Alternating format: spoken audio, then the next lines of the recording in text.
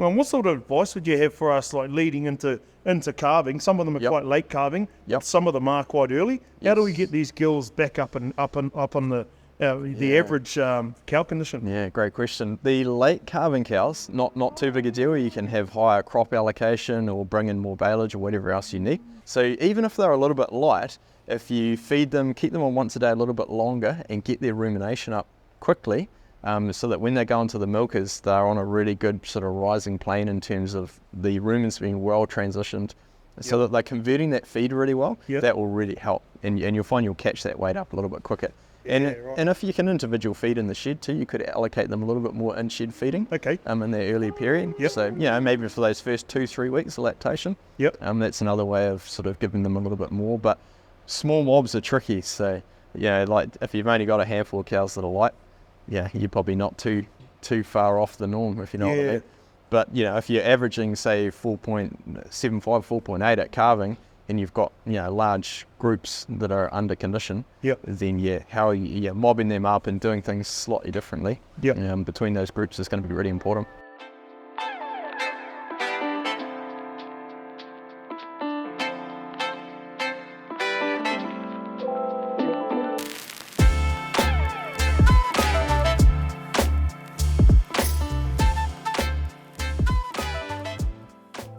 Kia ora team, what's up? We're here with Shaun from Ag Farms. Today we're going to be covering a pretty cool topic, which is cow condition post. So obviously when we drying our cows off, we're trying to hit our targets with cow condition. But coming into this period right now, which is cows starting to get ready for calving and whatnot, what are some of the important things that we need to be thinking about? Yeah, cow condition, man, you hit the nail on the head. It's so important. That winter period, hitting those targets. So you want to be at that 4.9 to 5.2 at calving. And if you're not there, and there's a bit of disparity, there is things you can do, but at least as long as so regular condition scoring, really, really important. Yeah, we've been fortunate this year. We're part of the well farm program, so we've been getting our cows conditioned from the vets. They've been coming in sort of every quarter. And we've just done our body condition score, so we've averaged 4.8, 4.9 for our gills. We do have quite a few lighter gills. We've got about a handful, maybe about 15 to 20 animals. Well, what sort of advice would you have for us, like leading into calving? Some of them are quite late calving. Some of them are quite early. How do we get these gills back up on the average cow condition? Yeah, great question. The late calving cows, not too big a deal. You can have higher crop allocation or bring in more baleage or whatever else you need. But the early calving cows, or the cows that are only say 2 weeks out from calving, that is a real challenge. There's probably not a lot you can do, especially not with that smaller number, because you don't want to run another springer mob or anything like that. And overfeeding springer cows obviously is a real issue. So probably knowing they're light, then making sure that they you look after them really well through that colostrum period is probably the key. So even if they're a little bit light, if you feed them, keep them on once a day a little bit longer and get their rumination up quickly, so that when they go into the milkers, they're on a really good sort of rising plane in terms of the rumens being well transitioned, so that they're converting that feed really well. That will really help, and you'll find you'll catch that weight up a little bit quicker.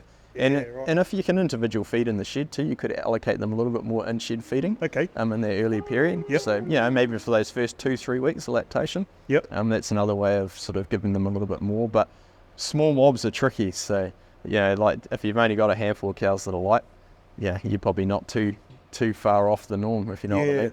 But if you're averaging say 4.75, 4.8 at calving, and you've got large groups that are under condition, then how you're mobbing them up and doing things slightly differently between those groups is going to be really important. Wicked. And so, like obviously we've identified. So let's say we've gone out now.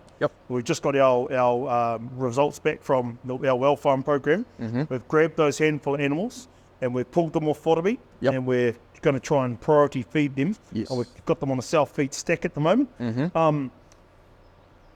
If they're sort of like depressed out on crop and aren't motivated to get up and eat, is there anything we can do to try and motivate them more or entice them to eat more once they're on a pad or anything like that? Or so I guess it's identifying what's happening in the cow. So if you've done a condition score and you've got a good group of cows that are a bit lighter, keeping them on a slightly different feed regime, which will increase their appetite, will definitely help. Yep. As a springer, that is quite tricky. Again, we said you've got to be really careful you don't overfeed them. Yeah. But you can feed them a little bit more protein, actually helps to up their appetite. So Okay. you could feed, if you say had two springer mobs, a springer mob that was at good condition and a springer mob that wasn't, Okay. you could give them a little bit more feed in the shed, slightly higher protein feed, and that would help. But you got to watch you don't get your MEs too high in those cows, otherwise you get metabolic issues. Okay.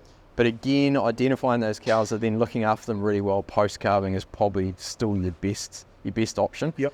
Because once a cow gets into that sort of depressed state, or we call it depressed, but they just basically don't want to eat. Yeah.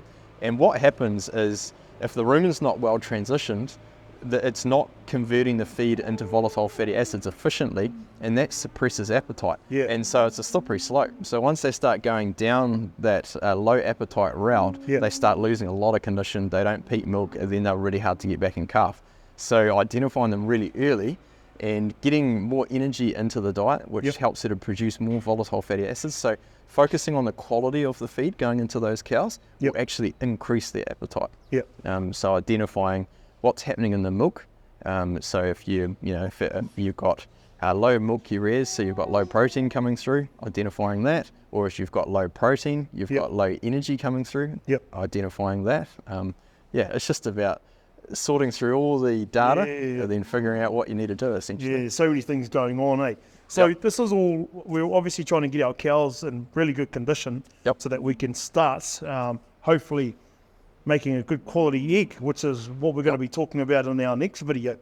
So if you guys want to know any more about this video, click on the first comments below. We've put a link in there that you can go over and check out the team from Agvan, so you can jump onto their website.